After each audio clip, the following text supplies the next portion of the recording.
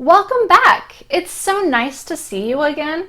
How lucky we are to be protected, educated, and well fed. Are you on the path to becoming more confident? You have every reason to be confident. Yes, you were born free, in America, with a good life. Let's recap what we explored in Lesson 1. Our main goals for you were to do the following: increase your determination, avoid all types of prejudice and generalizations, use self-control as it brings many benefits, maintain positive attention, and recognize entitlement. We're going to start off Lesson 2 in today's module, Positive Energy, Mind, Body, and Self. Let's begin learning more about yourself and how you can gain skills to recognize your thoughts and program your mind through challenges and lessons. Do you know where energy comes from? Good question, right? Ask others if they know. Yes, most of the Earth's energy comes from the sun. Do you see positive and negative energy around us? The Earth is negative energy, and the law of gravity is every time we throw something up in the air, it will come down. It's negative energy, and the gravity helps us from floating off the Earth. An interesting fact: energy cannot be created or destroyed. It can only change forms or be directed. Examples of energy changing forms are energy going from solar panel changing to electricity, or from combustion of an engine to power engines or automobiles. So in our game, when we work up a ball of energy in our hands, we are actually changing the energy's form from passive to active. We can also change the energy we have personally by increasing our intensity and enthusiasm, thus making us more active. So being active is a positive action, and being passive is a negative action. Negative is restful and positive is active, and they are combined in everything. When you're active, you're being positive, and you have transformed your restful, inactive, and negative posture into a positive form. So that's how negative is restful and positive is active. Both are equally important and combined in everything. Chinese philosophy is based on the observation of nature. It says, sky is yang and the earth is yin.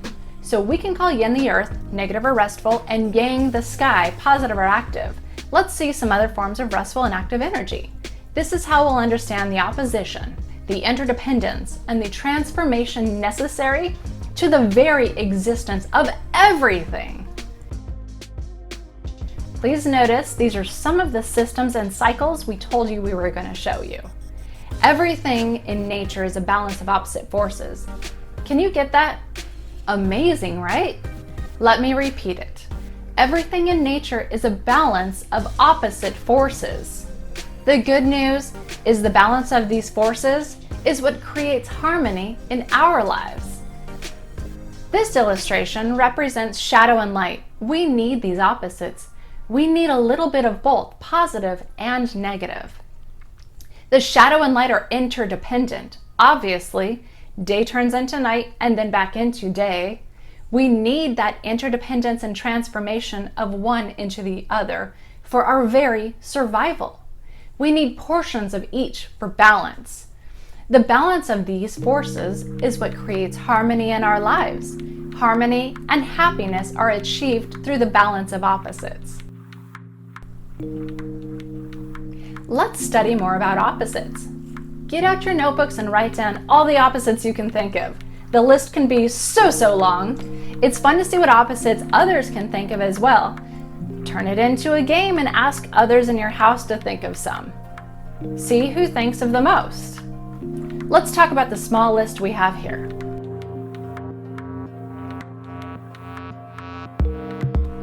Look at these examples. How does more and less from the list work? Maybe you start off slower, gaining confidence, then push ahead more for a strong finish. Less at first, then more later could be a lasting impression. Eating less food gives you more health by avoiding obesity and many other diseases. Eating less bad foods by incorporating more healthy foods is a great idea. Ice cream is better with bananas or berries. Potato chips are better with fresh salsa, a cucumber, or a carrot. You can get full faster and you'll be eating healthier too. You young ladies can wear less makeup, be pleasant and attractive with a clean look most of the time. Then, go with more on a special occasion and be glamorous. This will make a big impression. You guys can do the same thing with your accessories. For that special occasion, show up with a vest, scarf, or special hat. Others will notice you more and see your unique personality. What about good and bad? Take foods like sugar. They are bad when it's refined sugar, soda pop, and candy, and they are good when it's natural sugar like fruit, honey, or energy bars. Better and worse are negotiable. A job well done can be better or worse, simply because you're being compared to others. What about difficult and easy? You try harder if it's difficult. You push through it because things change. Later, it seems easy. Proud and humble are opposite, yet they work together. You are proud because you know a lot and are accomplished, and yet you are humble because you know how much you still have to learn. The combination of both humble and proud is actually a definition of confidence. Look for a balance each and every time. Let's examine and think about a few more. You can do this type of evaluation with any of the opposites you find. Afraid and courageous are transformational because when you know what you are afraid of, you can transform to be courageous. You are no longer afraid of the unknown because you know what you are up against. When you're courageous, you know being afraid will help you be cautious and careful when approaching possible danger.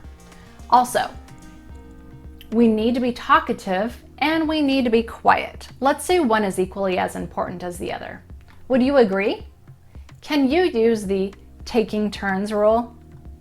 Evaluate if it's your turn to talk or if it's your turn to be quiet. Take turns if you talk too much and give others a chance to give their input. Or if you talk too little, take your turn and talk. Maybe something simple like repeating an idea you heard in the conversation and you thought was good. Take the opportunity to practice. I bet you know which ones are active and which ones are restful. Talking is active and listening is restful. Correct. Yet, to be good at both is an excellent way to communicate. Both are required for balance, and balance is what creates harmony. So look for the opposites in what you're feeling, and then seek after the balance and harmony with your feelings, as it's going to bring you more peace. Keep your notebook of opposites and write down more pairs to further develop your thinking along these lines. Find the balance with each pair. If you want to get a better balance, write down the opposite of what your problem is. Things like hateful, sarcastic, and hurtful can become lovable, sincere, respectful, and helpful. Think about how each opposite has a positive and a negative. Remember, we need both positive and negative energy, and both are equally important, right? We also need the transformation, interdependence, and essential of opposites for our survival. Back and forth, and they find a balance that makes harmony. Next, let's look at some examples of opposites that are transitional or transforming. They are transforming one into the other, like new and old, questions and answers, soft and hard, clean and dirty. Then there are those that are important for our very existence. Essential opposites are opposite forces like time and space, protons and electrons, sun and moon, air and water, fire and earth, and masculine and feminine. Day and night are all three, essential, interactive, and transitional. We need both day and night, its interaction and its transformation to keep the balance we need. Much is the same with hot and cold, work and play, and soft and hard. These opposites give us what we want when we want it, yet are capable of changing so we can find the balance which gives us harmony. I hope this unique study has been beneficial to you. You will find increased skill and confidence when you apply these principles and practice looking with a little more depth in order to find balance and harmony.